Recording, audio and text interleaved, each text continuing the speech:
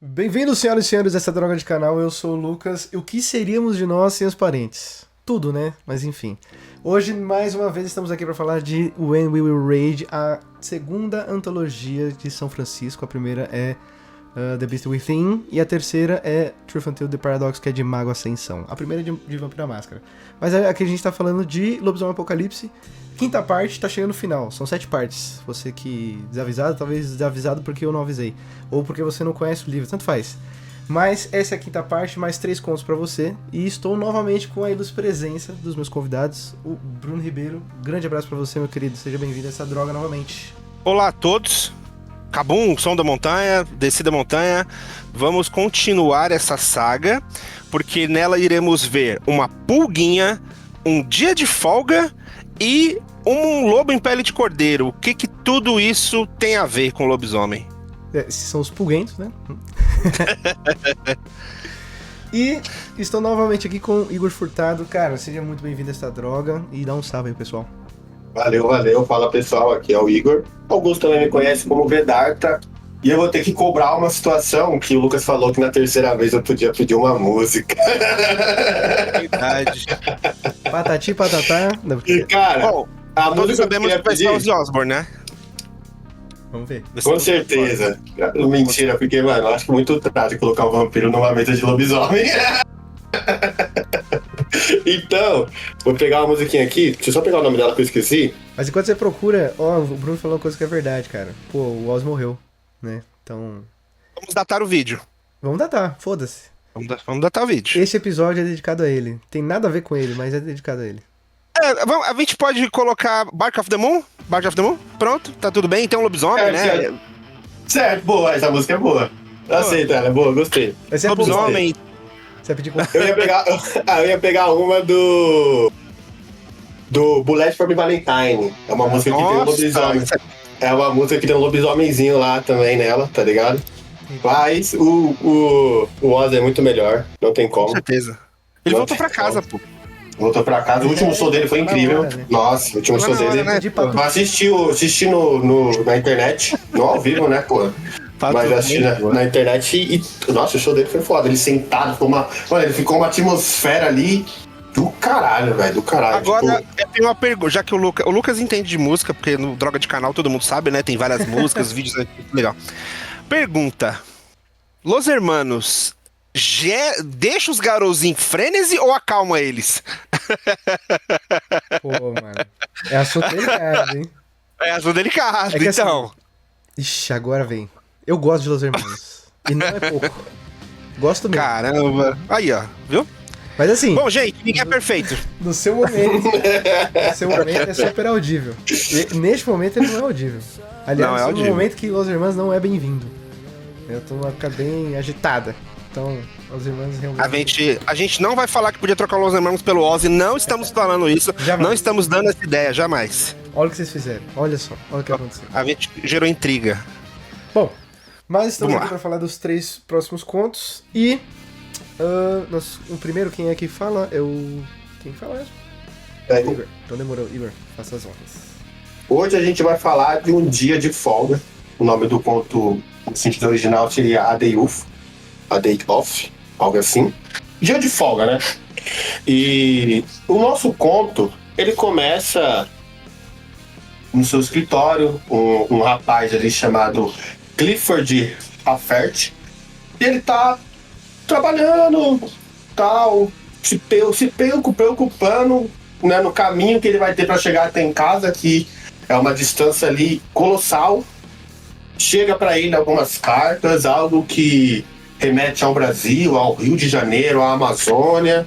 E aí já vai começando a ficar interessante esse conto. Mas ele, né, precisa ir embora, precisa ir para casa.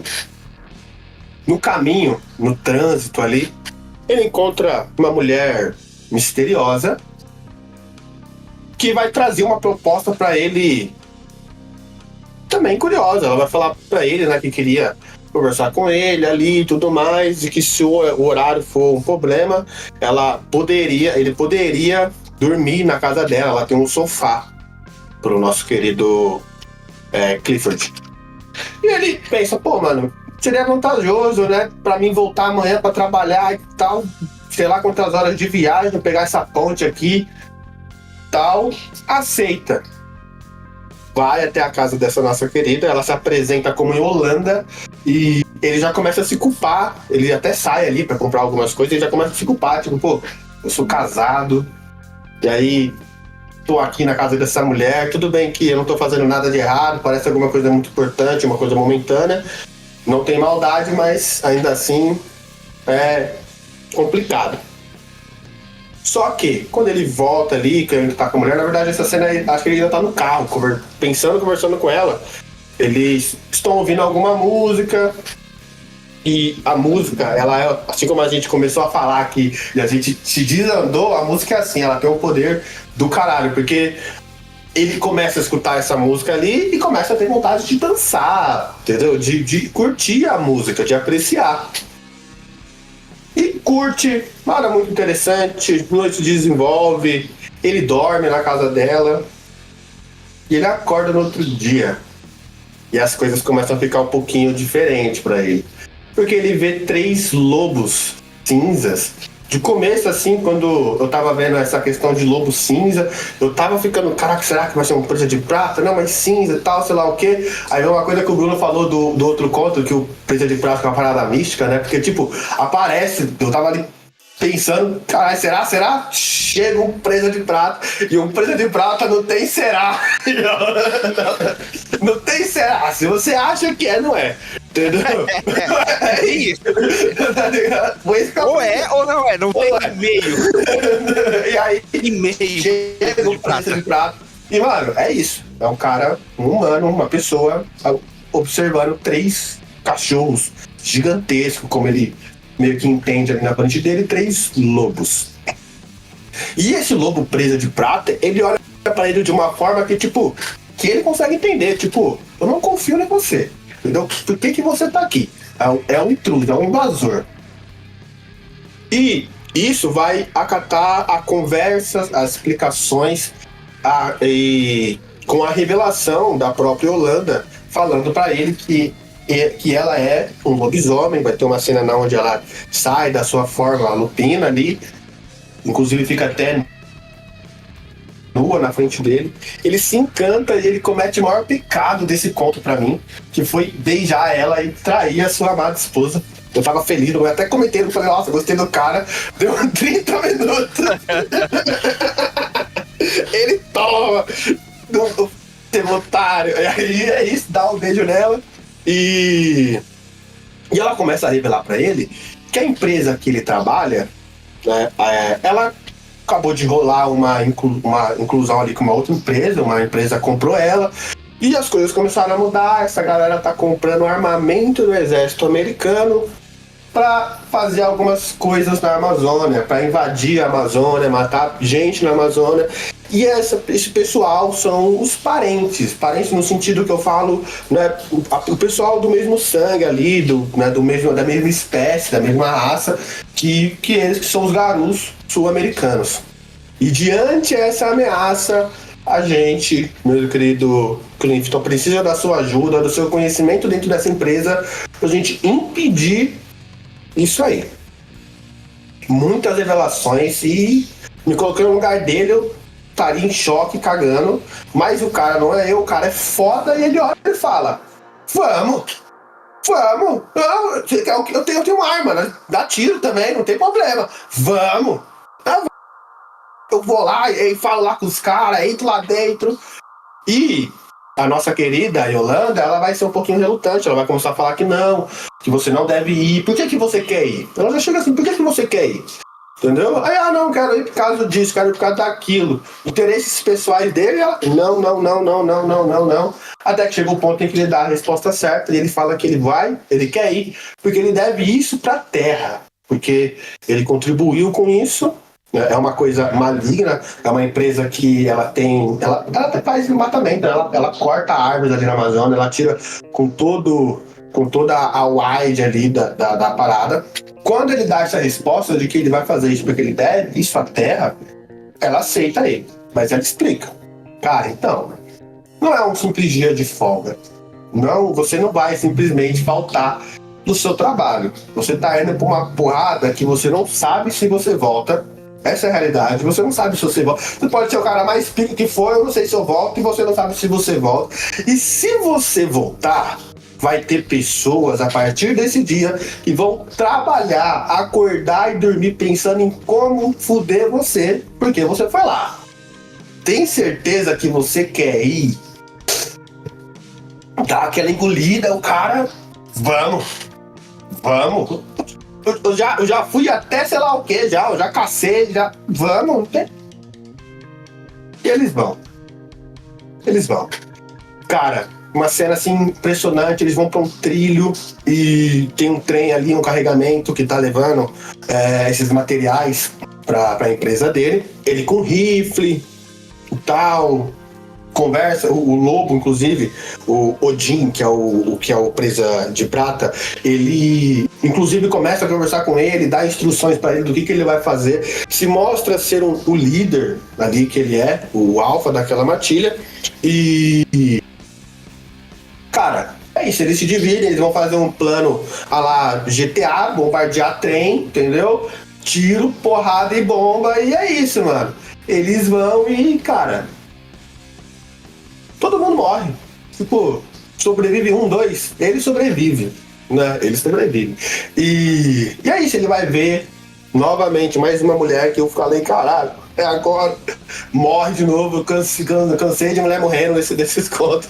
E depois disso, né, ele vai pra esse rolê, vai ali pra esse tiroteio, vai passar por todo um perrengue, tiro pra lá, tiro pra cá, criaturas que ele não consegue entender o que é que estão ali, e ver os seus aliados morrer em combate, ver a Yolanda morta.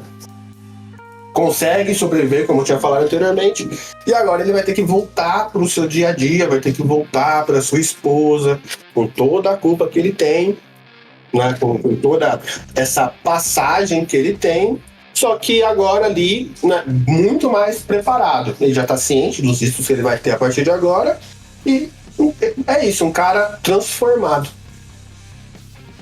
Esse é o conto, basicamente. Olha, esse conto, eu acho que dos três, assim, acho que foi o que eu mais gostei. Eu acho. Eu não sei, eu achei bem mornos, assim, os três contos. Não foi lá essas coisas. Eu não sei se foi o meu humor, se eu tô cansado, ultimamente tá foda. Mas foi o que eu achei mais empolgante, assim. Não sei se foi porque foi o primeiro. Mas eu achei muito legal, principalmente, já adiantando, né? Porque os três têm uma temática de relação com parentes ou pessoas que são vinculadas ao sangue lobisomem que eu acho muito legal. E, aliás, a gente tá dando sorte, porque todas as trincas que a gente tá pegando sempre tem alguma temática. Eu não sei se eu pego na coincidência, mas sempre tem essa trinca com um tema que eu acho muito interessante. Mas eu achei bem legal o fato do cara, do dia de folga, ele caminha pra ser uma coisa e vai pra outra, né? No sentido de que ele não consegue ir pra casa, né? De novo a gente tem a noite de Halloween. E ele não consegue, ele acaba se envolvendo com a mulher e você já pensa baixaria, né? Você fala, esse cara aí vai, sei lá. Mas no final das contas, quer dizer, acaba em baixaria, mas nem tanto de light. Mas eu acho engraçado porque o Tom, né? O Tom ele encaminha pra um lugar, mas na verdade ele vai pra outro. E eu gosto muito quando as histórias trazem essa intimidade, trazem esse, não vou dizer apego, mas vai dizer essa...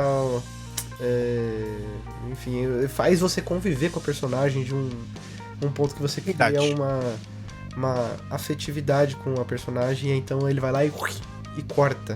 Narrando, quando eu narrava, há muito tempo atrás, eu gostava de fazer esses elementos, né? Mas ao mesmo tempo eu me sentia muito culpado por tirar alguma coisa da personagem. Mas é um elemento que funciona, direto não, né? E eu acho legal. De qualquer forma, eu acho legal também o fato de que existe uma quebra da normalidade na vida do cara. E eu fiquei pensando realmente, né? Cara, e agora? Ele voltou e muita coisa aconteceu em um dia, né? Que nem o Igor apontou, ele traiu a mulher dele, ele se envolveu em um escândalo que envolveu homicídios, né? E, enfim, talvez ele não trabalhe, talvez ele seja perseguido pelo resto da vida dentro da empresa. Eu acho isso muito louco. E deixar isso no ar também, deixar esse ar de conspiração, de paranoia, até pro leitor pra saber a agonia que o cara vai passar a viver a partir dali. Acho bem interessante. Bruno? Bom, eu achei muito legal o conto pelo... Já que a gente tá falando de música, esse conto pra mim, ele soa como Iron Maiden. Por quê? Porque o Iron tem isso, de mudar de ritmo, mudar de tom no meio da música. E você gosta, né? E o conto eu acho muito legal essa mudança que ele dá, que você falou. Ele não te coloca, e ele foge do clichê da mudança que os contos e as histórias de lobisomem têm, que é um garou, um humano que se torna um garou, né? Então, pô, a vida dele muda porque ele se tornou um lobisomem. Não, ele é um parente que ele foi jogado nesse universo de lobisomem, né? E aí esse universo sai dele e deixa ele lá e ele, tipo, e agora? Tipo assim, há poucas horas atrás, o mundo dele era cinza e normal, e repetido, né? Aquele mesmo coisa. Do nada, o mundo dele agora é colorido, banhado de sangue, violento, vivo, né? Porque ele descobre que existe realmente uma mãe terra. Porque a Yolanda fala: eu sou uma garou, sou uma guerreira da mãe terra, né? Ela claramente usou um dom nele, porque não tem como uma mulher, por mais linda que ela seja, chegar num cara no trânsito, que é um lugar onde todos os seres humanos estão puto da vida, falar, vamos ali? E o cara, vamos! Né? Óbvio que ela... eu consegui captar que ela é um Galliard, porque tem algum momento que ele sonha e ela meio que manipula o sonho dele, né? Então tem um dom de Galliard que faz isso, né? Conversa onírica, um negócio assim. Achei muito legal essa parte. E o que como o Igor falou, de novo, o livro traz a visão de como é uma empresa de prata. Tipo, o nosso amigo Clifford, ele é um humano e ele reconhece que aquele cara é diferente.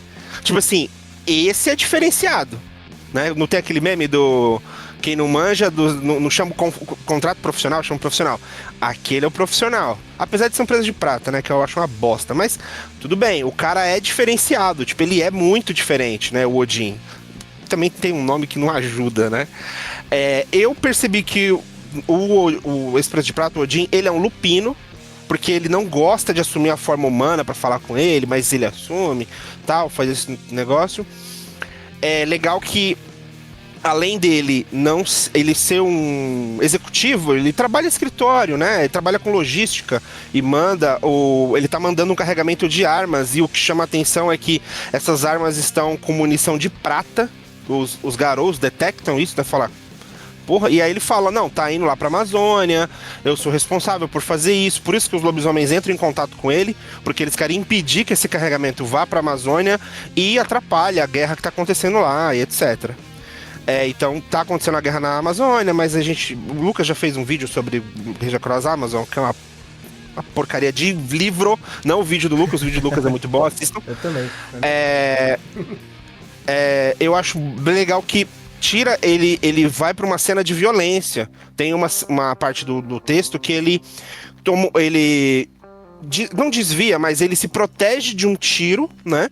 Cai uma cápsula de bala, um projétil de bala perto dele, ele identifica que é prata e ele tipo fala, nossa, é a primeira vez que eu sinto a minha vida em perigo, alguém tentou atirar em mim para me matar, né? E ele é um parente, né? Ele não é um garou, mas ele dá os 5 minutos de Rambo nele, ele levanta, atira e vai matar todo mundo. Tipo, tô nem aí, né? Então, é uma mudança muito grande, né, de vida dele.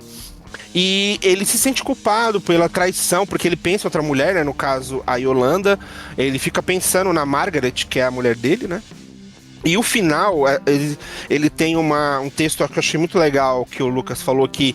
E agora? Porque isso acontece em um dia da vida do cara. Então, em um dia, ele falta no trabalho, ele não dorme em casa, ele trai a mulher dele, ele descobre que existe a Mãe Terra, o espírito da Mãe Terra, tal. Descobre que existem lobisomens, que eles não são os monstros que a mídia fala, né? Eles são guerreiros sagrados, paladinos da Mãe Terra, vamos dizer assim. E ele se envolve com violência, descobre uma conspiração para destruir a floresta de outro país e no outro dia ele tem que voltar para casa, tem que trabalhar e tudo mais. E aí tem o encerramento do conto, acho muito legal, que ele fala: mais cedo ou mais tarde, ou os Garous, ou a polícia, ou os investigadores corporativos irão identificá-lo. E ele ouvirá uma batida à porta, de um lado ou do outro. Esse do outro é muito bom. Porque tem os espíritos, né? Tipo, tem a Umbra que pode bater do outro lado e ele não vai escutar o som da porta bater. Só vai escutar quando a coisa já tiver entrado. Eu achei muito legal esse conto por causa disso. Tipo, mostra essa mudança. Tipo, literalmente, o mundo do cara virou do avesso, né? E aí pega o mundo dele, vira do avesso, coloca de volta no lugar. Só que ele não volta pro lugar como ele tava. Então eu achei muito legal realmente esse conto. Pela perspectiva de um parente, cara, é muito bom. E no caso é mais próximo da gente, né? Porque a gente não crina, não tem nada disso. Mas não estou incentivando isso, não façam isso, por favor. Mas as pessoas podem, um surto de fúria, pegar uma arma e fazer uma loucura. Não façam loucura, por favor. O mundo já tá muito louco do jeito que ele tá. Acrescentando essa questão do Peso de Prata, realmente, ele é um lobisomem que ele é indistinguível. Ele é uma parada que, tipo, ele é prateada, ela brilha. Porque como, né, ele é um branco prateado, eu imagino que a luz bate no pelo dele, qualquer luz que bate, ela vai bater, vai refletir, vai dar aquela visão de luz refletindo aquele arco-íris. Então, tipo, é uma parada que você olha assim, mano, e você... Caralho, mano, entendeu? Tipo, o cara, ele tava em choque, ele tinha 3 lobos cercando ele. Ele tava em choque. E quando ele viu um lobo branco, ele parou. Caralho, olha aquele lobo, tá ligado? E ele parou tanto, ele brisou tanto naquele lobo que ele entendeu aquele lobo, tá ligado? Tanto que ele fisurou ali. Eu imagino que ele ficou assim, ó, uns segundos. Ele tava assim, ó, olhando pra um lado, viu o lobo, parou nele e deu aquele contraconto. Aquela troca de olhar que os dois se entendeu. Sobre a garota que você falou dela ter usado um dom, a Yolanda, isso explica muita coisa pra mim, porque eu estranhei, eu li 3 vezes isso, eu não acreditei nisso, tá ligado? Não acreditei. Porque, tipo, porra, eu tô no trânsito, eu tô com raiva, eu tô buzinando pro cara ali, o cara tá buzinando pra mim, entendeu? A rádio deve estar falhando também já, tá ligado? Uma hora dessa ali, não tá dando sinal, deve estar em comercial, e me chega uma mulher. Tá? Tipo... foda. E aí, ela ter usado um dom explicaria muita coisa pra mim. Tornaria isso torna isso muito mais aceitável, sabe? E, meu, a forma que esse conto acaba, eu acho incrível que ele não acaba te mostrando, ele nem chega a ver a mulher dele. É tipo, ele tá indo pra casa, ele tá imaginando o tanto de merda que pode acontecer. E vai acontecer amanhã, ou depois da manhã, ou daqui uma semana, mas ela vai acontecer. Pode ser a mulher dele. Entendeu? Porque vai chegar. A própria Yolanda tinha avisado pra ele já tá indo lá avisado. Entendeu? Então, é foda. Eu achei o conto, pra mim, ele foi o meu preferido, sim. De fato. E eu parei pra pensar, chegou um momento que eu parei pra pensar, tipo assim, será que eles combinam? Porque isso aí que você falou, Lucas, dos 3 contos baterem, eu também, quando eu li, eu tive essa impressão, eu falei, mano, será que é combinado? Será que os caras falam, não, esses 3 aqui, vamos fechar assim, vamos falar esse tema?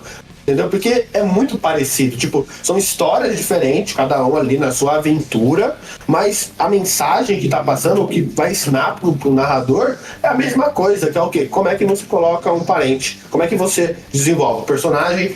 Que eu vejo, isso acontece muito comigo em mesa, eu vejo muito em mesa que eu jogo, que é o quê? Eu vou lá, faço personagem lá top, secundário do meu personagem, um antecedente, que ele é esquecido. Quando eu narro, eu peço para os meus jogadores eles fazem pelo menos 5 NPC com background ali pra mim poder usar. E tem NPC que eu esqueço, tá ligado? Tipo, foda-se. E aí, tipo, e esse ponto ele chegou e falou: não, mas você pode puxar, só puxa do nada, tá ligado? Ninguém tá esperando. Foda-se, ele só veio. E aí, mano, resolve a treta, tá ligado? Os caras não gostou dele. E é isso, mano. Você vai ter que convencer os caras a gostar dele, porque é o seu antecedente, tá ligado? Tipo, incrível, entendeu? Então, de todas as formas, só tenho que falar bem desse conto só. Minha única tristeza foi a traição. Isso aí, tipo, eu achei que ele ia ser bem mais resiliente. Eu acho que isso aí ia dar uma outra imagem pra ele. Mas também, uma coisa interessante é que No mundo das trevas, velho, todo mundo é falho, tá ligado? A gente tá acostumado que nem eu tô muito acostumado a ler livros de conto de D&D, né? De Forgotten Realms, estou acostumado a ler livros de aventura e tal, mais fantasiosos. E não que não seja fantasioso, mas eles são sempre perfeitos, eles são tipo a trindade ali da moralidade, tá ligado? O cara não comete uma gafe, entendeu? Não comete uma. E aqui não, aqui ele chegou e falou, não, mano, tá ligado? Ele viu a gatona lá, pelada na frente dele, ele tá e não aguentou. Entendeu? É isso, lide com isso, tá ligado? Assim como ele vai ter que lidar. Você está estragando a introdução do meu vídeo lá de Dirty Secrets of the Black Hand. Tá estragando a introdução. Parei aqui. Mas é verdade. Não, mas é isso aí mesmo que eu tinha pra falar, entendeu? Eu achei incrível o conto. Incrível. Tem duas coisas que eu quero falar, mas é rapidinho. A primeira é em relação a...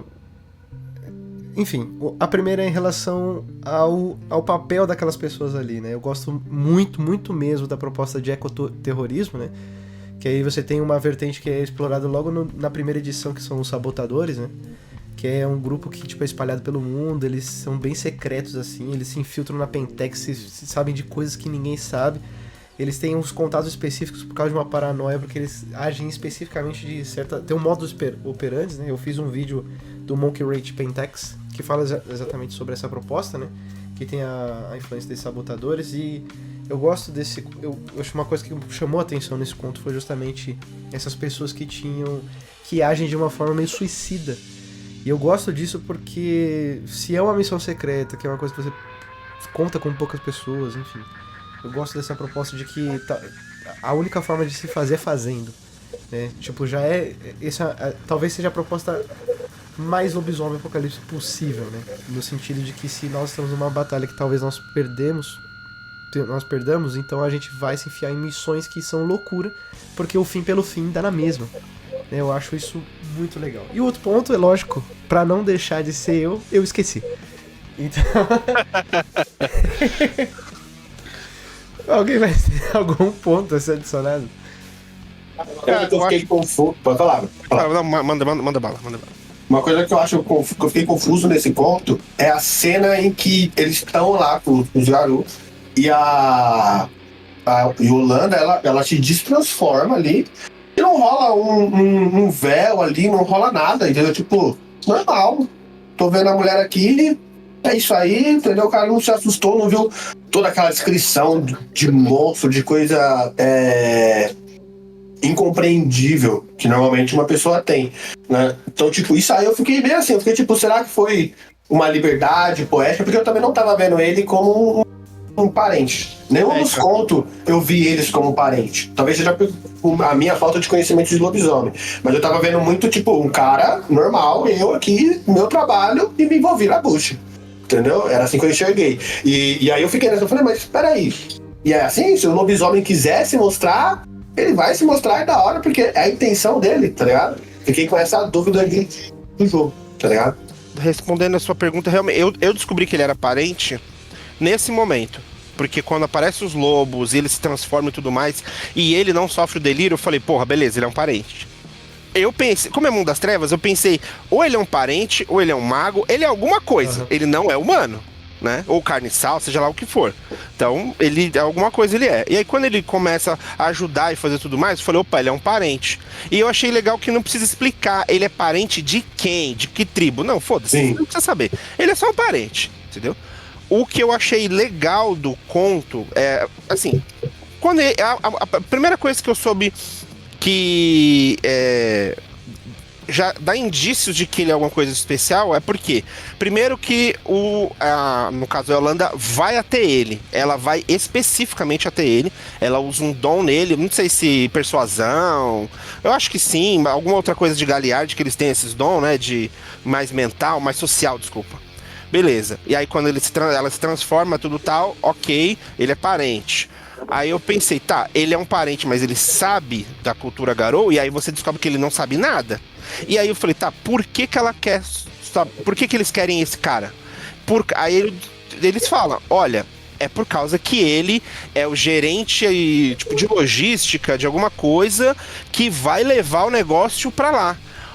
Isso me chamou a atenção numa coisa. isso que o Lucas falou dos Monkey Ranch, dos sabotadores, é interessante por causa disso. Eles são Garous, eles são máquinas de matar, super poderosos, tal, mas eles não são invencíveis. E eles não são burros. Tipo, eles não precisam ir lá destruir a empresa, explodir tudo, acabar com tudo. Não. Se eles conseguirem o contato do cara que é o responsável por mandar ou não mandar a carga, resolvido.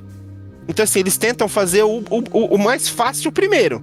Vamos entrar em contato com esse cara, vamos conversar com ele, dobrar ele de alguma forma para que essa carga de munição, de armamento de prata, não vá para lá para atrapalhar os nossos aliados e blá, blá, blá, blá, blá, blá. Então, eles primeiro tomam uma atitude mais fácil. Putz, temos que escalar um pouco a coisa, porque não vai dar. E aí entra nisso que o Lucas falou, cara, é matar ou morrer. A gente não pode deixar a carga ir pra lá. E assim, o apocalipse vai acontecer, o mundo vai acabar. Se eu morrer, eu vou morrer lá na frente. Se eu puder morrer agora e impedir que outros morram, bora. Que é o sacrifício maior, né? Tipo, ele vai se sacrificar pra uma vitória pequena, mas que uma somatória de vitórias pequenas vira uma vitória grande. A parada ela é tão grande, tão grotesca, que ele não se limita só a bala de prata, né? Ele também fala do tipo de nitrato, tipo uma bomba que eles vão jogar de prata que vai matar garoto, vai matar quem for. Entendeu? Tipo, caralho, é uma empresa do caralho mesmo, e ela quer o caos de uma maneira, tipo, filme de terror, velho. Pentex é foda. Sim. Do caralho. E acho legal que eles fizeram lição de casa, porque o território amazônico, ele também é muito rico em muitos minérios, enfim. Aí fica a geografia aí. Geografia e geologia. Mas é isso. Vamos pro próximo, então? O segundo conto, em inglês, Little Flea, eu acho que é assim que se pronuncia, pelo Scott Urban, mas traduzindo seria Pulguinha, porque Flea ou Flea é pulga, então Pulguinha. E esse nome é muito bom pra esse conto. Esse conto ele vai contar a história do nosso querido Justin Crandall, um jovem que está num final de semana numa floresta com os pais, que ele não gosta de estar lá, porque ele quer cidade, ele quer tecnologia, e é um momento de desconexão que ele está junto do papai e da mamãe dele num trailer no meio da floresta. O pai dele é o senhor Nathan Crandall. Ele é um senador da República dos Estados Unidos e ele, na verdade, né, representando a Califórnia, é um senador americano. Eles estão na floresta de Muir Woods, é isso? Ou no Parque Estadual do Monte Tamalpais, alguma coisa do tipo, um nome diferente. O senador Crandall, ele está num projeto de proteção ou não da floresta contra uma empresa chamada Developer Forest Group, alguma coisa do tipo, que é basicamente um direito de corte de madeira daquela floresta e tudo mais. Então eles vão passar o final de semana ali e tal, para ele entender aquela floresta, para ele mostrar pro filho tudo mais, e como é o mundo das trevas, acontece problemas, óbvio, né? E acontece o problema de o nosso querido amigo Justin, que é o protagonista desse conto. Ele vai até uma casa de banho, uma espécie de sauna, um negócio do tipo. Ele vai lá tomar o seu banho, vai relaxar. Ele faz o que tem que fazer, volta para o trailer, ou a casa, no caso. E ele acha engraçado esse ponto, porque quando ele volta, ele fala que o trailer tá balançando. E ele olha, ele pensa: sério que meus pais estavam fazendo isso? Exatamente. Justamente isso, né? Só que aí ele percebe que a movimentação do trailer tá muito anormal, tipo, tá movimentando muito, né? E o pai dele não é um jovem, né? Porra, ele já é um adolescente, então o pai dele já tem idade. E o negócio, tipo, aí a coisa fica séria quando ele escuta uma pancada, aquela pancada seca, né? E o trailer, ele escuta coisas quebrarem no trailer. E aí quando ele vai entrar no trailer, ele percebe uma criatura insetoide, feia, grotesca, né? Parecendo um alienígena, um negócio assim. sai do trailer carregando o corpo do pai dele. E aí ele toma um susto, ele fica sem reação no primeiro momento, a criatura sai outra criatura carregando o corpo da mãe dele, ele fica desesperado, sem saber o que fazer, ele tenta gritar, ele começa ele fica desesperado, né, porque tá vendo os pais aparentemente mortos, e ele vai pra cima das criaturas, as criaturas percebem e eles vão pra cima dele, obviamente muito mais forte que ele. As criaturas têm carapaça negra, pinças no lugar dos braços, parecendo um inseto humanoide que faz um barulho metálico, segundo ele, na descrição do texto, parece que essas pinças fazem algum tipo de barulho metálico, coisa do tipo. As criaturas, pra quem jogou lobisomem, pra quem conhece, são feroctóis, aquele maldito que se materializa no mundo físico e vira essa meleca nojenta bizarra. Delícia. Ele tenta fugir, a criatura pega ele, a criatura vai finalizar ele entende que ele vai morrer, né? E no último minuto, a criatura, quando tá prestes a pegar as pinças, ela segura ele com as pinças de baixo. Parece que ela já tem 4 braços ou 4 membros, né? Ou as pinças da boca, tem pinças na boca. Parece aquele monstro do primeiro MIB, que tinha uma barata gigante. Ele vai atacar ele, a criatura sofre um puxão, uma espécie de puxão de cabelo pra trás, um puxão pela cabeça pra trás. E um homem grande cai em cima da criatura, tipo, meio que esmagando a criatura, pisando em cima dela, imobilizando ela. O Justin é solto, o homem pega a cabeça da criatura, começa a torcer, quebra o pescoço da criatura, e a criatura obviamente morre, né? E ele tenta partir pra cima da segunda criatura, mas o garoto, tipo, agradece ele, né? Ele fala, Jesus, valeu, muito bom. E o Justin percebe que o salvador dele é uma pessoa grande, forte, musculosa, parece ser um indígena, tem traços indígenas, né, cor da pele, cabelo, mas esse indígena, ele não fala. E ele pergunta pra ele, você não fala? E ele acena, né, positivamente pra responder na pergunta dele. Ele não fala, ele é mudo, né? E as criaturas, enquanto isso acontece, a outra criatura pega o corpo do pai do Justin, que estava na primeira criatura que morreu, e ela some, ela vai embora. O indígena, que é um garou, né, percebe o que aconteceu, percorre atalhos, ele vai pra penumbra, mas ele leva o Justin. Isso me causou uma... Opa, peraí. Então, tipo, achei estranho essa parte, porque parentes não vão pra Umbra assim, tipo, né? Mesmo carregado por outro garou. Mas tudo bem, o Justin vai. Na Umbra, ele vê o mundo, vê a Umbra, fica deslumbrado, porque tudo é mais vivo, e etc. As árvores são maiores, a luz da lua, o sol, o riacho, tal, e tal. Quando ele vai pra Umbra, alguém dá saudações pra ele, né? Alguém o saúda. Ele balança a cabeça sem saber o que tá acontecendo, ele olha pra uma árvore e a árvore tá falando com ele.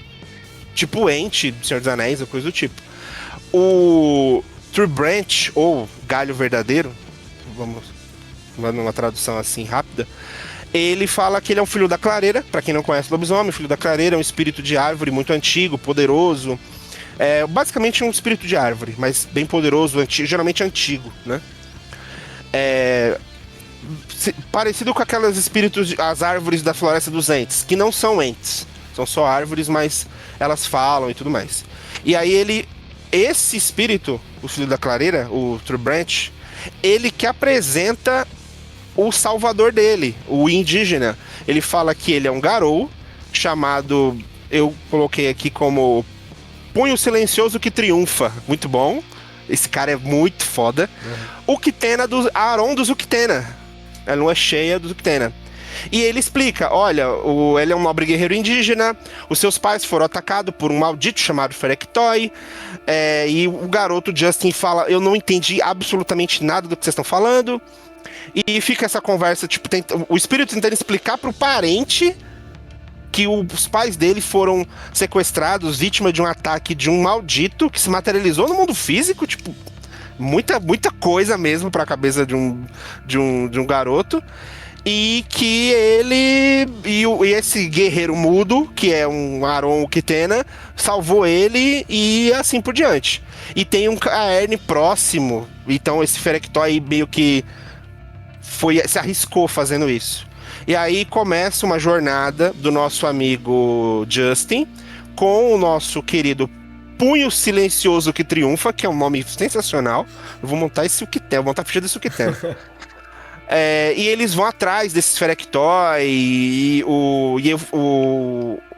eles começam a meio que se comunicar mentalmente, o Punho Silencioso, e ele fala que o Ferectoy provavelmente pegou os pais do garoto para levar para um fosso, né, dos dançarinos na Espiral Negra. E aí a coisa começa a ficar muito séria, porque, tipo assim, um Garou contra dois malditos, ok, beleza. Espirais Negra não vai rolar. Tipo, por mais poderoso que ele seja, né? E aí eles correm atrás dos bichos e eles... o Punho Silencioso não quer levar o garoto, porque é um garoto. E o garoto fala, de jeito nenhum que eu vou ficar pra trás. Tipo, eu não vou ficar sozinho aqui, o que eu vou fazer? E aí ele vai, no fim das contas ele vai e dá um jeito. E eles tentam achar esses dois espíritos. O Punho Silencioso, ele é um Aron realmente muito capaz, porque ele abre uma ponte da lua, que eu falei, oxe, isso é um dom de Hagabashi, mas tá tudo bem, eu conto, pode fazer o que quiser, né? E aí o Punho Silencioso abre a ponte da lua, eles atravessam a ponte da lua, chegam perto dos espíritos. Nesse meio tempo, o Punho Silencioso saca uma Clave, entrega pro garoto, fala, toma, você vai lutar. E o garoto, oi? E assim, ele, tá bom, vambora. Se você você não fala. Se você tá mandando algo lutar, é pra lutar. E aí eles pegam a Clave e enfrentam os dois espíritos. E é uma briga sensacional, selvagem, como tem que ser, né, em lobisomem. Eles matam as duas criaturas. Porém, a luta tá ficando muito complicada, porque o Punho Silencioso, apesar de ser muito foda, mas ele não é invencível, né? E eles se enfraquecem, o Punho Silencioso fica muito fragilizado, e o garoto, o Justin salva ele. A coisa tá ficando muito feia, o Punho Silencioso vê que não, tipo, ele não vai sobreviver, mas ele consegue o corpo do pai e da mãe do Justin. Eles estão vivos. É Kate Crandall e Nathan Crandall, né? O nome do pai e da mãe. Ele pega os dois, coloca no rio, na Umbra, e misteriosamente, eu não sei se o que ele fez com. Ele falou com o espírito, ou se ele usou algum dom, porque, porra, o cara é uma máquina. Eles voltam pro mundo físico. Eles voltam pro mundo físico por causa desse espírito do lago, essa coisa na segunda edição, primeira edição, tinha essa coisa de o lobisomem tem que ver o próprio reflexo para atravessar a película e tudo mais. Mas tudo bem, ele manda os dois, os três na verdade, né? Eles atravessam o mundo físico. O Justin, os pais são salvos, eles voltam já no mundo físico, passa um tempo. O senador, né, ele volta quando ele descobre que tá no mundo físico, o Justin, ele quer voltar pra Umbra pra ajudar o Punho Silencioso, mas ele não consegue fazer isso. Aí que eu me toquei, porra, ele é um parente, ele não é um Garou, porque se fosse um Garou, no pior momento ele dá um jeito, tipo, se teve no contos anteriores que a gente leu, lobisomem que despertou dom do nada, né, ir pra Umbra, porra, caralho, é muito mais fácil. Mas não acontece isso, e no fim das contas o Nathan, que é o pai dele, vai pro Senado, vota sobre a lei que protege a floresta, né? O filho dele, o Justin, que nunca foi nas sessões, nunca se interessou por política, ele vai até essa sessão, acompanhar essa votação, porque eu entendi que a forma dele se conectar com o Punho Silencioso, né, dele ter esse mínimo de conexão com o amigo que ele se formou, é votado, a floresta é protegida, né, o interesse do Ferectoy e dos Espirais Negras eram eliminar o senador para que o senador não votasse, né, na lei que iria proteger a floresta. E aí, no finzinho, o Justin tá saindo da sessão com o braço dado com o pai, né?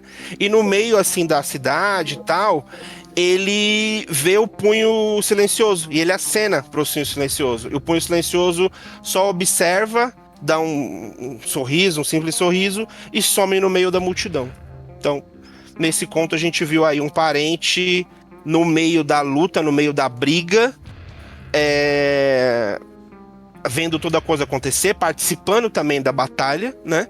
Mas fazendo até um pouco mais do que um parente normalmente faz, né? É isso. Muito bom. A Pulguinha, aí ele ganha o nome Garou, que é Pulguinha. Ele fala que ele vai picar, né? Picar com bastante força os inimigos dele. Esse conto também eu achei ele muito foda. Eu achei que ele teve uma virada muito boa, porque, tipo, você tava lá vendo o moleque reclamando, ele tava reclamando, inclusive, que ele não foi pra festa do amigo dele, que o amigo dele ia fazer uma festa de Halloween, que ia ter as meninas lá tudo de roupa curta, ele não vai ver. Você sai disso, entendeu? Pra do nada uma cena de terror, de puro terror. Estou vendo um monstro matar a minha mãe e meu pai, entendeu? E, tipo, essa virada, eu me tremia, eu fiquei com medo. Eu lendo assim, eu falava, nossa, meu Deus, vai morrer todo mundo, tá ligado? Já era, acabou o conto aqui, mas tem página ainda. E aí, vai seguindo esse conto. E, cara, que pena que ele não crinou, que ele não virou lobisomem. Eu achei que ele ia virar lobisomem. Eu achei que, tipo, ele tem 14 anos e fala ali e tal. Eu falei, mano, é hoje, tipo, tá vendo toda essa treta. E no final do conto, ele vai crinar e vai rasgar o bicho assim e vai virar um herói, tá ligado? Eu tava imaginando esse final, tá ligado? Assim, tipo, nossa, vai ser foda, mas não, ele não fica. Porém, fica o ensinamento, fica a importância que ele encontra pra natureza com o pai dele e o porquê que o pai dele era tão ferrenho nisso, de proteger, ele consegue entender isso num grau ainda maior do que o pai dele. Ele vê a real importância. O pai dele ele era um tipo ativista, né? O cara que ele tá lá, faz protesto e tal, assina, vai pra assinar. Não, ele foi o cara que pegou ali, mano, ele viu a causa disso, tá ligado? Como que a gente destruir as coisas, fazer a cidade, como que a gente leva isso ao processo de bater ao Wyrm, entendeu? Porque é um ciclo, né? É um ciclo, então é a natureza ali, você destrói ela, coloca a cidade, essa cidade ela vai se desfazer, ela vai deteriorar. E o Wyrm, tipo, e a gente tá lá, caminhando cada vez mais pra esse caminho. Então, tipo, sensacional, né, a forma que foi descrito. E uma coisa também que eu senti, que me fez falta no conto passado, é a descrição do cenário, entendeu? Porque uma descrição marcante que o conto me dá é uma descrição da Yolanda, que ele fala, a roupa que ela tá usando e tal. Essas coisas elas me pegam. E esse conto aqui não, ele já vai bem mais além, ele fala do trailer, explica, né? Você entende que eles estão no acampamento, entendeu? Você entende que nesse acampamento, pra você ir no banheiro, porra, você tem que andar 30 quilômetros, tá ligado? E isso é um sinal pra você sair daí, tá ligado? Então, tipo, e aí isso aí você vai, na sua cabeça, você vai montando. Você começa a montar, porra, tem um trailer aqui, um banheiro comunitário lá, uma fogueira aqui no meio, vai montando, entendeu? E eu senti falta dessa descrição no outro conto. E aqui não, aqui é um cara sensacional, entendeu?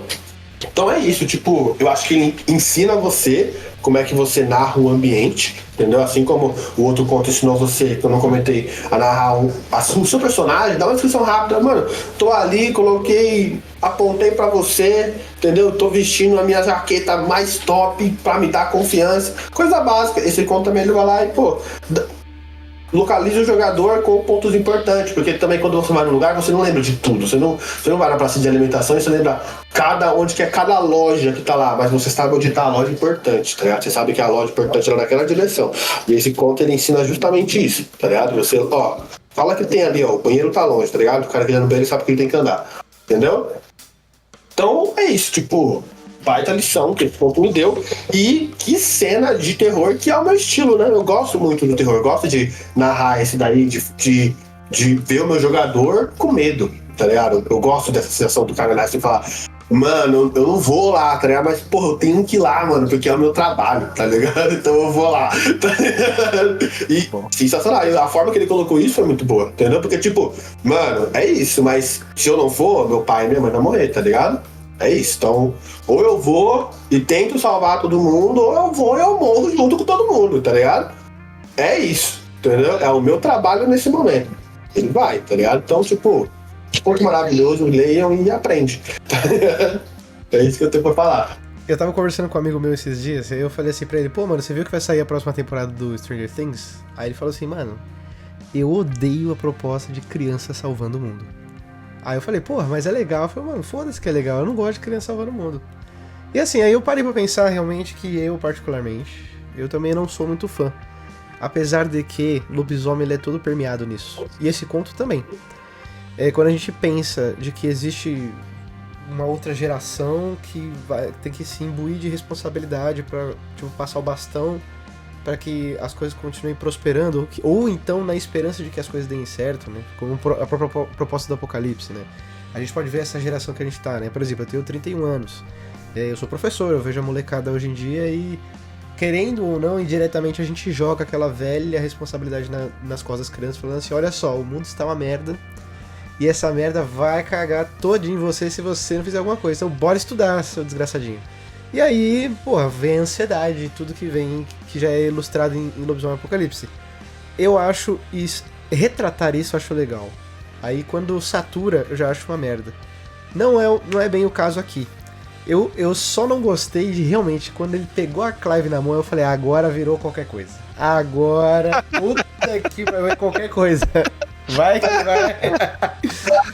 Não teve coragem de fazer ele treinar. Ele não teve coragem, era pra ele treinar nessa cena. Era pra ele pegar o negócio ali e já virar um. Em algum momento eu pensei que ele fosse screenar. Em algum momento Eu pensei que ele fosse. Eu pensei que, por ele ter ido na Umbra, falei, porra, beleza, a primeira mudança dele foi pra Umbra. Ele é um Teurge. Eu pensei isso, porque acontece dos Teurges não virarem lobisomem, mas vai pra Umbra. Sim. Aí quando ele pega a Clave, eu falei, peraí, mano. Não foi o momento que me deixou doido nesse conto. Essa Clave, sim. Mas eu falei, caralho, mano. O cara vai dar uma Clave pro moleque? Ele não queria que o moleque fosse 5 minutos atrás, mano? Porra, tá zoando comigo, caralho? Eu achei meio galhofa. Mas, assim, você falou dos aspectos, tipo, dele ser poderoso. Realmente, né? Ó, por exemplo, pra ele poder levar o moleque pra Umbra. Então, tipo, ou ele tem algum feitiço, ou algum amuleto, ou o dom captura a distância pra poder fazer isso. Vamos supor que seja isso. É porque eu já percebi aqui que tem alguns dons. Tem outro conto também que acontece a mesma coisa. Levam mortais pra Umbra e não tem nenhum respaldo. E era uma personagem que não era nem tão... não tinha posto tão alto assim, pelo menos aparentemente, né? Mas enfim, a liberdade artística tá aí, enfim. E por ser a clareira, né? Tem esse negócio de abrir a ponte da lua. E o filho da clareira, ele realmente é um espírito geralmente poderoso, né? Então pode ser que seja ele que tenha aberto a ponte da lua, né? Pode ser. Porque se foi o Aron, aí, mano, esse cara, ele é muito brabo. Ele não tem augúrio, né? Ele tem qualquer coisa. Foda-se. Aron ele é todo desaugúrio. Todos os augúrios. Ele é o... Como é que chama? O Eclipse. Foda-se. Ele é o Chosen One. Fudeu. E outra coisa que eu ia falar, caralho, eu esqueci de novo, velho. Vai tomar. Lembrei. Eu acho legal que uma coisa que eu não tinha percebido antes, mas realmente é um conto muito legal de introdução, até mesmo dos elementos de Lobisomem Apocalipse, porque você tem os Espirais Negras, você tem os antagonistas que são os malditos, né? Os Ferectoi. De uma forma bem lúdica de apresentar. Aliás, uma referência para Ferectoi é aquele anime, o Devilman, que tem o quadrinho também, porque o Devilman ele tem esse bagulho bizarro de misturar insetoide ou animais com seres humanos, que é bizarro, e aí, tipo, eu acho legal, uma referência muito louca pra você levar como maldito, como Ferectoi, de uma forma geral. Mas eu achei legal que, tipo, coloca um aspecto de cada coisa. Por exemplo, você tem o garoto, que é um parente, né, claramente. Você tem os antagonistas, aí você tem o lobisomem e você tem os espíritos aliados. Então olha só que num conto curto você tem vários elementos que você pode introduzir como que funciona a dinâmica de Lobisomem Apocalipse. O que eu achei legal é que eu adoro propostas em que a história ela não é contada pelo protagonista, né? Por mais que aqui o garoto seja o protagonista, mas não da história em si. O parente não é o protagonista de Lobisomem Apocalipse. Mas você pega, por exemplo, Humberto Eco, Arthur Conan Doyle, que aí você pega tipo O Nome da Rosa, o Sherlock Holmes, em que a história ela é contada pelo como é que chama? O coadjuvante. Que aí no caso, tipo, quem conta a história do Sherlock Holmes é o Watson. Quem conta a história de O Nome da Rosa é o cara que acompanha o padre. E aqui a gente tem o parente contando a história. Eu acho muito louco essa perspectiva de fora. Muito bom mesmo. E principalmente porque você não tem acesso à mentalidade do lobisomem. E o que representa muito mais esse silêncio é justamente a personagem não falar. Eu achei isso muito legal. Mas no Punho Silencioso é muito foda. Sim, e é uma personagem muito interessante, misteriosa, né? Não fala um katsu, não grita. Porra, tomou um cacete lá e não gritou, não soltou um ai. Eu achei isso homem que não uiva, cara. Não urra, não faz crer. som, tá ligado? Muito foda isso. E era isso que eu tinha pra falar. Mais alguma consideração? Bom, eu gostei do conto como... Eu achei esse conto... Eu gostei dos três, eu gostei mais desse. Porque ele... Apesar da quinta edição de Lobisomem agora não fazer essa abordagem mais com criança, com adolescente, vamos chamar de adolescente, né? Eu gostei disso, de pegar um adolescente e falar assim, olha, é isso. Ele traz muito a visão de um adolescente de hoje, que o cara não quer ir pro meio do mato, se desconectar de nada. Ele queria... Não mesmo. Falando português claro, ele queria transar. Quando ele pensou que ia morrer, a primeira coisa que veio na cabeça dele, eu vou morrer virgem, cara. Tipo... Vou morrer virgem. Entendeu? Não foi a mãe, o pai. Beleza, a mãe e o pai, ele ficou puto por causa dos dois. Mas quando ele chegou no momento assim, ele fala que a bexiga dele, cara, arriou. Tipo assim, o corpo dele falou, amigo, foi bom enquanto durou, mas assim, chegou o fim, né? E aí ele falou, porra, cara, eu vou morrer virgem, velho, que injusto. E aí o Punho Silencioso salva ele, cara, o Punho Silencioso virou o melhor amigo dele, tipo, Deus esse cara, né, do garoto. Eu achei muito legal essa parte do tirar ele da zona de conforto, na minha opinião, mais do que o conto anterior. Porque o conto anterior era um adulto, né? Apesar provavelmente, naquele conto a gente já falou, o Clifford, ele foi vítima de dom, a Yolanda usou algum dom nele, alguma coisa. Nesse, o Punho Silencioso não usou nada no garoto, e ele é um garoto, ele não é um adulto nem nada. E assim, ele não tem responsabilidade. Na hora, ele cria responsabilidade. Porque eu vou salvar meus pais, o Filho da Clareira e o Punho Silencioso não querem que ele vá pra batalha, ele fala, não vou deixar meus pais lá. Então ele assume essa responsabilidade pra si, joga essa responsabilidade pra si mesmo, e ele acompanha ele sofre um pouco pra acompanhar, né, porque, porra, é um Aron Quitena fuderoso. E um moleque vai acompanhar o cara na Umbra pela primeira vez, roubaram de novo pro garoto, mas tudo bem. O garoto consegue acompanhar ele, porque não conseguiria jamais, mas tudo bem. Eu achei isso muito legal. A única coisa que eu não gostei desse conto é o final, quando ele vê o Punho Silencioso. Uhum. Eu acho que o Punho Silencioso deveria ter morrido, ou não aparecer. Tipo... Eu até aceitaria que ele visse, sei lá, uma árvore e ele... Putz, será que essa árvore é um filho da clareira? Ele ficasse com essa dúvida, ele fosse, sei lá, ele fosse até uma árvore mais próxima na cidade e falasse pra árvore, ganhamos. Sim. Pronto. E é isso. O Punho Silencioso aparecer no final, eu achei ruim. Tipo, ele não deveria, sabe, ele não é o herói que se sacrifica. Ele é o herói que venceu e beleza. É tipo, terça-feira, salvei um parente, matei o Esferectói, fugi dos Espiral Negra, ou matei os Espiral Negra, sei lá. E tipo assim, eu não... Esse finalzinho pra mim estragou. É um final extremamente positivo, né? Tipo assim, é isso. Cadê o Mundo das Trevas no final? Entendeu? O Mundo das Trevas em que, cara, dá errado as coisas. Tudo bem, eles tiveram uma vitória. Achei muito bacana a vitória positiva pra natureza, que olha, a floresta vai ser preservada. Mas o Punho Silencioso, ou ele deveria ter morrido, sei lá, alguém chegar pro garoto e falar, olha, o Punho Silencioso queria que você ficasse com isso. Entregar a Clave pro moleque, já que usaram essa merda, essa Clave, entrega a Clave pro moleque no final. Ou ele chegar pra uma árvore e a árvore falar, olha, Punho Silencioso agradece você. Não sei, não precisa nem mostrar então o Punho Silencioso. Tira ele da jogada. Mas ele aparecer no final, eu achei muito caído. Tipo, porra, vencemos mais um dia. Tipo, cadê o mundo das trevas, gente? Tem que dar errado as coisas tem que dar merda. Se no mundo real dá merda, imagina o mundo das trevas, pô. Sim. Mais alguma consideração? Não. Essa aí mesmo. Bom, então vamos para o último conto. O último conto é o Wolf in Shepherd's Clothing, que é do Edo van Belkom. E aqui a gente estava comentando antes de gravar sobre os autores, né? E esse carinha aqui, eu vou até colar aqui de novo o nome dele, que é o Edo van Belkom, seja lá como que diz o nome dele.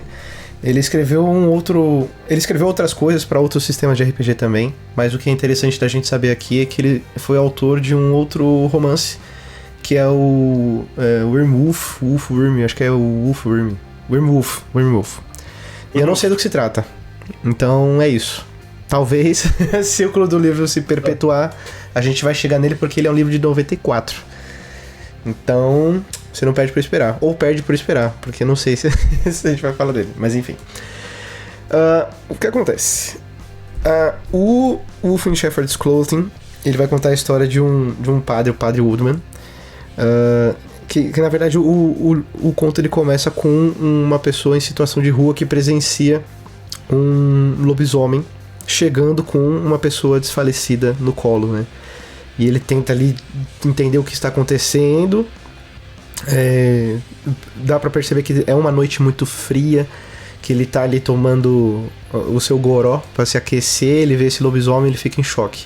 A narrativa muda, a gente vê a partir da perspectiva do próprio lobisomem, que deixa ali a pessoa, e aqui é descrito como o Scott Mission, que eu coloquei uma congregação, porque é um termo religioso, né? Esse tipo de habitação. Então eu coloquei a congregação aqui. Congregação Scott, sei lá. E aí ele deixa nessa porta desse lugar e vaza. E aí a gente corta a narrativa de novo e a gente tem esse Padre Woodman, que ele acolhe essa pessoa, né? Que é uma outra pessoa em situação de rua. Abriga ele, cuida dele. E aí essa pessoa acorda e começa a dizer o que aconteceu. E ela começa a se lembrar que ela foi atacada por um outro lobisomem e que ele olha direito para a cara do próprio Padre Woodman e ele reconhece o Padre Woodman porque ele é o próprio lobisomem, não que atacou, mas que ajudou ele na situação em que ele precisava. E aqui a gente tem um momento currículum vitae, porque aí ele vai começar a falar assim, o padre, ele faz a sua vida, ele dedica a sua vida a ajudar. Aqui eu acho muito interessante porque ele fala um pouco do que como eu já disse lá no livro da tribo dos filhos de Gaia, esse padre, ele é um filho de Gaia, e ele faz a sua missão de purificação é justamente essa de ajudar as pessoas que são desabrigadas, e que são adictas, isso é importante ser dito, que são adictas, e aí ele faz todo o processo de cura, e então ele transfere ela, depois que elas, entre aspas, né, superaram seus vícios, leva ela para um rancho, o rancho Scott também, que é chamado, para ela poder aprender sobre as doutrinas de Gaia e coisa e tal. Eu poderia dizer até que fala assim, nossa, é a doutrinação, não sei o que, mas pô, é lobisomem apocalipse, eles precisam ainda espalhar o que é realmente a mãe, e para eles prezarem o que é as coisas que mantêm as pessoas longe da corrupção. Acho isso muito interessante. Mas é basicamente esse o papel do padre. O que acontece é que esse cara, ele faz parte desse processo, e uma vez que ele vai para esse rancho e aprende a palavra de Gaia, eles vão trabalhar perto desses monte Pai, que eu também esqueci o nome aqui, eu tenho anotado, ai meu Deus, Tamalpais. É o Tamalpais, é o mesmo parque do outro. Exatamente. Esse parque Tamalpais, ele é simplesmente o local em que pega os arredores do Cairn de São Francisco, né? Que é do pessoal lá do Zuquitena, eu já comentei aqui no canal sobre isso. E os filhos de Gaia que tomam conta desse lugar. E aí esse padre, ele fala assim, mano, eu preciso saber quem é que tá acontecendo, porque eles estão atacando as pessoas que eu tô salvando. E numa certa noite, cara, eu acho muito legal, porque aqui a gente tem uma cena de transformação à la cinematográfica, né? Porque ele vai se transformando aos poucos, mas enfim. Isso aqui eu comento depois. E ele recebe a lua cheia, ele se transforma aos poucos e sai a caça na noite. E lá ele eventualmente encontra esse lobisomem que está atacando as pessoas em situação de rua, que é um roedor de ossos. E esse roedor de ossos, ele está fazendo isso porque ele foi expulso do seu cairn, porque ele estava fumando crack. Mas antes, ele mente e ele fala assim, pô, então, essa névoa aí, velho, que sai de trás do bambuzal, não, brincadeira. Essa névoa, ela tá corrompendo todos os roedores de ossos. Aí o cara fala assim, mano, não é verdade porque eu não vi mais ninguém corrompido, então você tá mentindo. E aí depois de uma coerção física de leve, ele vai lá e fala a verdade. Ele vai lá e fala, pô, não, eu fui expulso porque eu tava fumando crack, não sei o que, e eu fiquei muito puto e queria descontar aqui como uma forma de vingança, eu descontei aqui nos pessoas desabrigadas pra ver se o Cairn sente o que eu estou causando a eles, né? E aqui tem uma cena meio interessante porque o padre Oldman, ele é um filho de Gaia e tem todo aquele estereótipo, querendo ou não, de uma pessoa pacifista que resolve as coisas da forma mais benéfica possível. E aí é que a gente vê que as coisas não são bem assim, né? Porque o roedor de ossos, assim, você vê o olhinho brilhando e fala assim, não vou te matar. Aí fala, ufa, então eu vou vazar daqui. Mas não é bem isso que acontece, ele vai e arranca a mão do coitado. Coitado do caralho, né? E vai arranca a mão dele, dá uma dentada, segura o ombro do cara e em 2 puxões ele arranca a mão do cara. Numa descrição linda, que eu adoro esse visceral. E aí pune o cara e fala assim, isso aqui é pra você não voltar mais, beleza? E o cara vaza e a noite segue, então as noites seguem felizes para sempre. Esse é o conto. Eu vou passar a bola e aí depois eu comento sobre as nuances. O padre Wendell Oldman, né? Eu achei ele muito legal.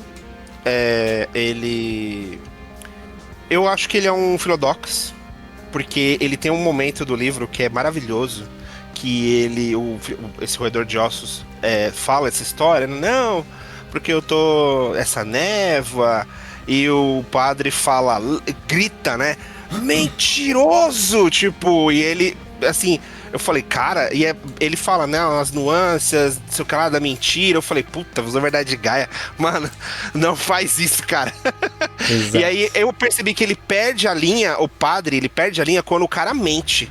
Porque se ele tivesse dito, olha, eu fiz isso por causa disso, eu acho que ele não teria punido ele dessa forma. Mas por ele ter mentido, aí ele, puta, não... Cara, não dá. Tipo, antes de ser filho de Gaia, eu acho que são filodox, então assim, você mentiu pra mim, cara, não dá, né? E aí ele até fala, lá estava na voz dele, a incerteza de quem mente. Mentiroso, tipo, liar. Eu falei, caralho, muito foda isso é muito foda. Eu achei muito legal, primeiro, mostrar essa questão.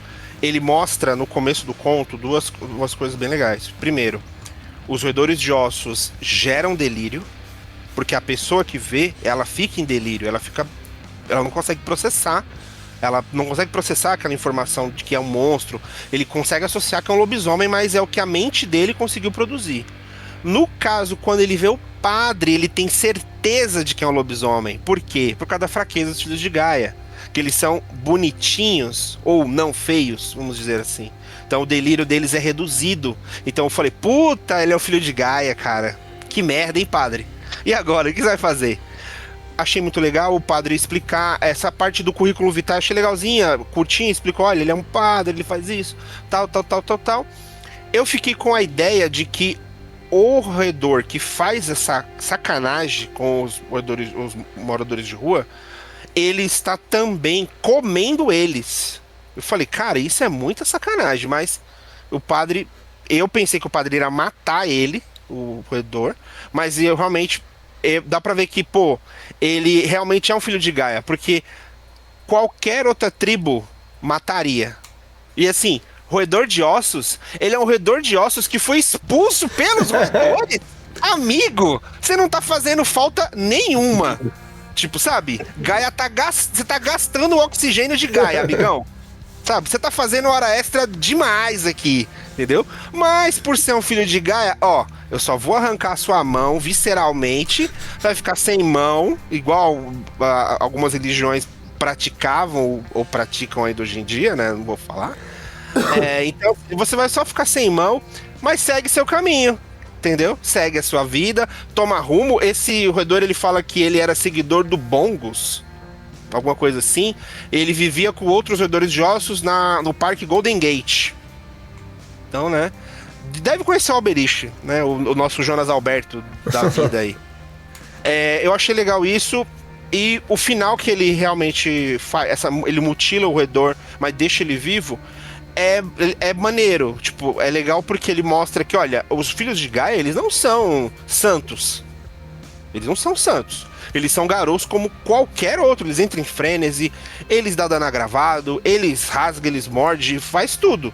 A diferença é, eles tentam alternativas antes de matar alguém. É tipo o Batman. Quebra a coluna do maluco, deixa ele aleijado, mas tá vivo, né? Então, eu achei muito legal esse conto. Igual o Batman. Tipo, o Padre Oldman é um Batman dos Garou. Pronto, vamos deixar assim.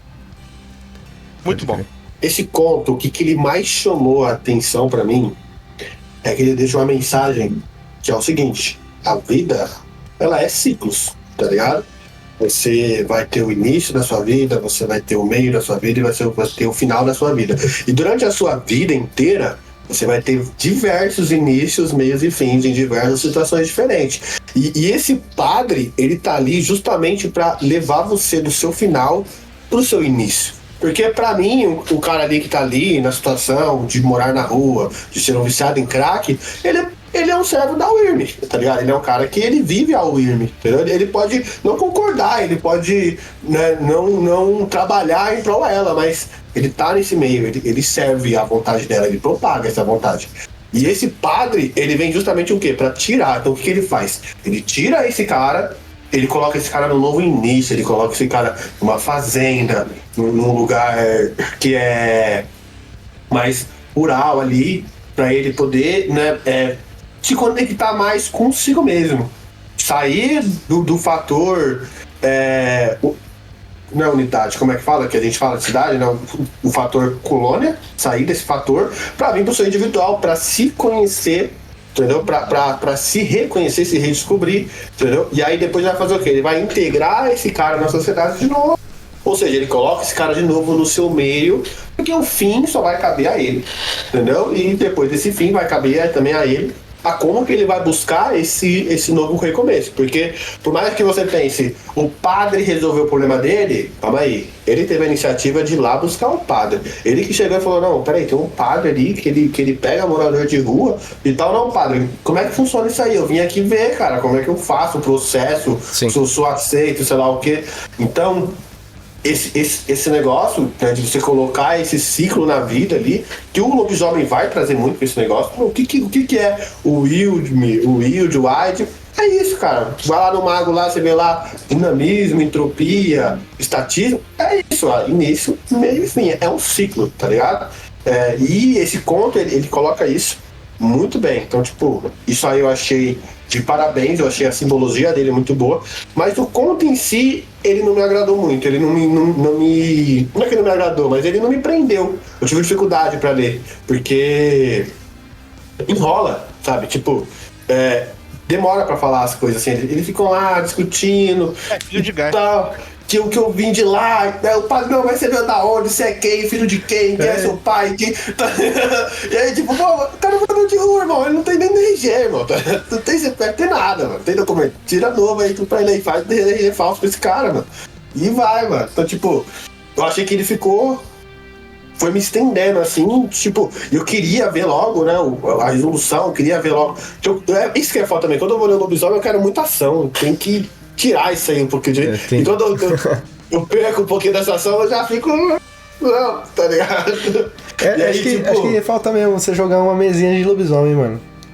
Eu já joguei algumas já de presa de prata, inclusive. Joguei de presa de prata, mas... foda. Mas foi uma coisa da hora, foi Dark Ages, tá ligado? Exato. Piorou. Aí, oi, meu Deus. Daí, tipo...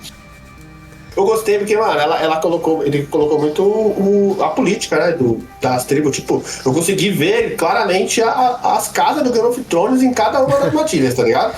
Tipo, incrível, mano.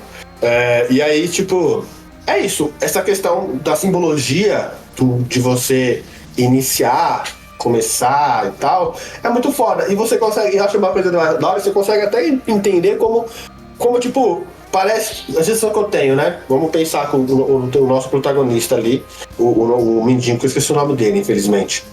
Mas... Como? Não lembro também. Mas... Cara, vamos colocar ele como protagonista e vamos entender que a história dele acabou. A campanha dele, ela já teve um final, tá ligado? Ele já fez, já aconteceu, e o final dele foi como o mundo das trevas foi horrível, foi fudido, ele terminou um viciado, ele terminou um expulso, tá ligado? E aí, o que você faz a partir disso? Acabou a mesa? Não. Faz uma nova história. Vamos fazer a redenção. Aí vamos fazer uma redenção, vamos fazer uma aventura de redenção agora pro seu personagem, tá ligado? Tipo, foda. Como é que você... Isso aí, o anime, né? O Frieren faz isso. Como é que você conta uma história depois do final, tá ligado? Então, eu achei engrandecedor esse conto. É isso, mano. É o que eu tenho pra falar pra ele. Bom, eu não achei aqui o nome. Mas falando em nome, você achou? S-U-L-L-Y. Eu achei o nome aqui de uma personagem que não faz diferença nenhuma estar lá, que é justamente o ajudante do padre, que é o Parker, né? Falando em enrolar, esse cara não serve pra nada. Ele tá lá, ele é uma planta. Ele serve pra bater na porta e avisar: padre, tá na hora de acordar. Ele é o despertador do padre. Exatamente. Pra quem não leu, tem esse momento. Tá? Ele bate na porta na hora de acordar. Porque o padre fala: você me acorda quando for dar o horário X e tal? Isso, aí ele, tá bom. Aí à noite ele bate na porta, padre. Eu falei, caralho, ele é um vampiro, porra? Acorda de noite. E é meio Batman mesmo, né? Porque bate e fala assim, padre, anoiteceu. Aí ele abre a janela, a lua cheia, ele peita os cabeludos e ele cai na noite, ele vai se transformando no caminho e é uma coisa sexual assim, né, mano? O caralho, velho, vai virar um porno fur aqui, né? Mas enfim. É aquele o Grito de Horror 2, que é, nossa, nojento esse filme. Mano, lobisomem cantando, é podre. Nossa. E eu gosto muito, tipo, teve uma época que acho que foi durante a pandemia, nos primeiros dias assim. Que eu falei, não, pelo amor de Deus, não ia falar isso. Que, tipo, era uma época que eu tava vendo muito filme de lobisomem. E aí eu tava vendo, tipo, aliás, mano, eu vi uns aqui, porque tem um aqui que realmente eu gostei muito. Que é um livro que são várias curtas-metragens dentro de um filme só. Mas eles são conectados de alguma forma. Eu não lembro agora que filme que é, mas ele tem lá nas indicações do livro básico de lobisomem. E, cara, é um filme legal. Mas, enfim, eu gosto de ver filmes assim porque eu queria ver as transformações. E você tem o Lobisomem Americano em Londres, que é a transformação grotesca. Você citou também como é que chama? Grito de terror, né? Grito de horror. Grito de horror. Eu descobri que tem 8 filmes dele. É muita sequência. É muito. Sequência. Eu pensei que era no máximo 2. Eu descobri que são 8. E o primeiro já é mediano. Os outros vai piorando de uma forma, velho. O Worm vai tocando, assim. Bizarro. Mas, a nível de informação, o Grito de Horror 2, ele é a inspiração pra tribo dos dançarinos da Espiral Negra. Nossa, porque ele tá de referência no livro da Wyrm. Aí eu fui ver o filme e falei, cara, realmente é bem... Nossa senhora! Ai, meu Deus. É pavoroso o bagulho. E é uma maquiagem, bem feitinha. Né? Eu gostei bastante. Por mais que seja bizarro, né? Mas enfim. Mas, nossa... O que eu tenho pra falar desse aqui, que eu acho bem interessante, é quando, que nem o Bruno apontou, que eu gosto quando o jogo, ele aparece na literatura, né? E aí você tem, por exemplo, o fato dele descobrir que o cara tá mentindo, e dentro da narrativa ele usa um dom e você nem percebe. Ou pelo menos tá mascarado. Eu acho isso muito legal. Outra coisa são os aspectos culturais que eu gosto muito, né? Eu já havia falado que eu já tava de saco cheio dos negócios de sistema dentro das leituras que eu faço, mas mesmo assim eu leio, mas eu não faço anotação nenhuma. Mas eu acho legal de pelo menos conhecer, porque, por exemplo, tem uma parte que ele vê que no pescoço do roedor de ossos tem uma argola com uma bola de sinuca da bola 8. E ele é um ritual que é citado lá no livro da tribo dos roedores de ossos, que é justamente uma espécie de parte do ritual de ostracismo deles. Mas é um ritual próprio que eles fazem. E eu acho isso muito legal. Porque isso também é legal porque o próprio autor leu o livro pra poder falar sobre o assunto. É muito bom. E, tipo, não é, por exemplo, qualquer coisa que você lê e você fala assim, cara, isso aqui não é um Uktena. Você fala, isso aqui não é um Preso de Prata, não é um Fiana, sei lá. O cara estudou, entende? Tipo, tudo bem que não é um grande livro pra se ler, mas pelo menos ele teve o cuidado de conhecer o universo pra poder retratar ele. Eu achei isso bem legal. Mas como o Igor, esse aqui não foi o conto que eu mais gostei. Eu achei ele até que, sei lá, o ápice pra mim foi o final. Eu realmente achei essa... Não sei, eu achei que ia levar pra outro lugar, sabe? Eu não gostei do fato de ser... do título ser ao pé da letra, que seria o pastor o lobo na pele de pastor, enfim. E aí foi literalmente, né, um lobisomem com um padre. Eu não gostei muito dessa ligação. E eu achei sua fala muito, muito legal, Igor, que realmente, né, eu gosto dos Filhos de Gaia, não é a minha tribo favorita, mas eu gosto da proposta de cura, porque ela vai na contramão e faz pensar. Quando faz pensar, me agrada muito, porque é tudo muito impulsivo, e eu sei que a proposta do jogo é ser impulsivo, porque tem a fúria, né? Mas eu acho muito louco quando você tenta racionalizar os seus motivos e você não consegue porque faz parte da sua natureza ser extremamente irracional. Eu acho isso muito louco. E o Filho de Gaia entra nessa nuance, né? Porque, como o Bruno falou, eles ainda são lobisomens. Então eles podem querer a paz, podem querer a purificação, mas quando bate a vontade de arrancar a mão de alguém, eles arrancam, irmão. E é isso. Lide com isso, tá ligado? E é isso, eu passo minha bola. Alguma consideração final? Sobre... eu ia fazer um pequeno adendo, voltando, a gente citou antes de começar o programa, conversando. Saga Garou, ou Garou Saga, como que você quiser dar, que ele tem exatamente um ponto muito parecido com o que você falou, que é na parte dos Filhos de Gaia, eles trazem... Você percebe que o autor, ele leu o livro e ele traz o dom para o livro, que tem uma cena que tá uma filha de Gaia, líder da seita, ela tá lutando contra um Cria de Fênix, e quando ela tá lutando, a juba dela inflama, os Garous veem ela brilhar e ela sai na porrada com o cara, entendeu? Pra quem conhece, né, obviamente, bateu o olho e fala, caralho, ela usou beijo de Hélios, cara. Isso é um dom de posto 5, brother. Qualquer coisa, tá ligado? E ela luta com o Fenrir e tal, quebra o pescoço dele, pá, e você fala, caramba, ela usou um dom, cara. Tipo assim, eu não tô nem aí pra luta. E te impressiona. Ela usou um dom. Você tem a descrição de um dom de nível 5, que não é qualquer coisa, no livro. Você fala, porra, mano, que foda. É só um adendo, mas... São as armas do herói, né? Isso é importante de tá, né? Tipo, você fala, caralho, mano. É igual você ver num... Não sei se vai ter, eu não li todos os contos ainda, mas imagina você ler um conto aonde tem um cara, sei lá, Cria de Fênix, como queiram imaginar, sem uma mão. Você fala assim, meu Deus, mano, esse cara é muito pedreiro. Tipo, ele é muito, muito forte. Porque automaticamente, se você associar, você conhece o dom, porra, esse cara, ele perdeu a mão e tá vivo? Sim. Aí você... Opa, peraí, mano. Você vai fazer só uma pergunta pra ele. Deixa eu te perguntar. Essa mão você perdeu em alguma batalha? Ou fazendo algum poder? Ele não, foi fazendo um poder. Você fala, oh, meu Deus do céu. Tem o Goku na minha frente, tá ligado? Tipo, mais ou menos isso, né? Mas sobre voltando do conto, eu concordo com tudo que disseram. E pra mim, o final realmente é o mais impactante. Mas o que eu mais gostei do conto todo foi quando ele descobre que o cara tá mentindo. E ele fala, liar. Eu até coloquei mentiroso bem grande, assim. Falei, toma, isso é verdade de Gaia, seu trouxa. Você vai olhar pro Philodox e falar que tava a fumaça, o crack que você tá fedendo é por causa de fumaça? Porra, amigo. Ah, não. Eu achei isso muito da hora, muito foda. Sim. Então chegamos ao fim de mais uma trinca de contos aqui.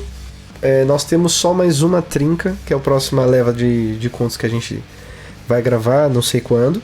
E aí depois a gente tem mais 2 contos e as considerações finais sobre a própria obra. E aí a gente finaliza mais uma antologia do Mundo das Trevas, olha só que bonito. Mas, sem ansiedade, calma, respira. Então, esse vídeo acabou. Então, vamos aos jabás. E começando com o Igor, pode ser? Então, mande seus abraços. Fala, pessoal. Um abraço aí, obrigado a todo mundo que tá aqui. E principalmente você que tá aqui até agora. E hoje eu tenho um jabá um pouquinho diferente. Hoje eu não vou falar do que eu sempre falo, hoje eu vou falar um pouquinho mais de mim. E eu vou apresentar o meu canal do YouTube, que é o Vedarta, com o meu nome. Ele vai ser mais focado na gravação de mesas. E eu vou estar estreando lá o Loom Malfate, do Mago Ascensão ali. Então, se você quiser acompanhar essa história aqui, tem vídeo aqui nesse canal. Pode se inscrever lá no meu canal lá, que eu estou editando agora as primeiras sessões. Já estou gravando e postando posteriormente. E vai sair lá, galera. Vou tentar ser o mais... Conversei com meus jogadores, falei que é uma aventura pronta. A ideia é apresentar mesmo a aventura pra você conseguir assistir e você entender a história que tá lá, entendeu? Então, pulou essa conversa e vamos gravar, logo vocês conseguem assistir aí o Loom Malfate, Terra do Destino. Pô, da hora, velho. Você chegou a ler o Truth Until the Paradox? Já li já. Ô, louco. Tô ansioso demais pra esse livro, velho. Nossa, esse livro é muito bom, velho. Nossa, esse eu nunca li. Eu lembro que, aliás, mandar um abraço, seja lá onde estiver. O cara que era do podcast do Made the Ascension, ele infelizmente morreu faz pouco tempo. E ele fala do Truth Until the Paradox, fala das duas edições.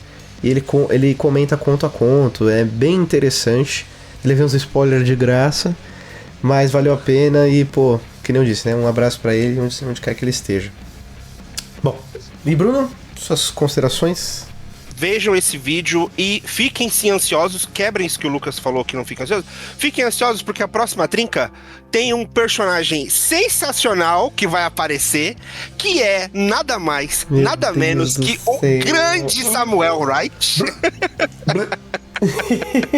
O pior é que eu gosto desse personagem, velho. Então leva ele pra casa. Vamos tê-lo, tá? De volta. Tê-la, não sei. Ele tá de volta na quinta edição de Lobisomem? Mentira, mas tá sim. Fala, é ele, eu acredito que seja ele. Bom, eu tô por aí nas internets, eu acho que eu fiz, não sei se dessa data já saiu, acho que não, apareci lá no Confraria do Anão, numa mesa lá, legal. Eu não tenho canal, eu acho que eu não vou ter canal, porque eu não tenho tempo pra isso, é muito corrido, já a minha vida não dá. Meu filho. Dê uma olhada nas coisas aí de lobisomem, tem livro saindo, tradução, eu acho, não sei. É isso. Quem quiser me achar, acho que eu tô no Instagram, eu não sei qual que é meu Instagram, depois o Lucas descobre, a gente descobre, sei lá. Mas eu tô por aí, quem quiser me achar, uiva aí que eu apareço. Encontra, quem quer encontra. Quem quiser encontrar, pronto. Muito bom. Bom, então essa droga se propaga pela droga de Insta, pela droga de canal. E o Facebook está um pouco... Sei lá, tô abandonando o Facebook. As comunidades lá nunca me apeteceram, então eu tô saindo fora. Acho que com a galera que já tá lá, tipo, conheceu, não conheceu, venha conhecer, mas não por lá. Mas enfim, essa droga se propaga por aí. E se inscreve nessa droga, compartilha nas suas redes sociais, nas suas mesas, tanto faz, esse livro fazer o que você bem entender. E deixa um comentário dizendo aí se você leu o livro, se você gostaria de ler o livro, se você gostou do vídeo, se você... Enfim, deixa um alô, não tem problema. Se você quiser falar mal dessa droga aqui também, fica à vontade. E é isso. É isso aí. E nós ficamos por aqui, então. Até a próxima. Nós estamos acabando When We Will Rage. Então, um grande abraço a todos. Valeu, gente, pela participação mais uma vez. E até a próxima. Um beijo. Valeu.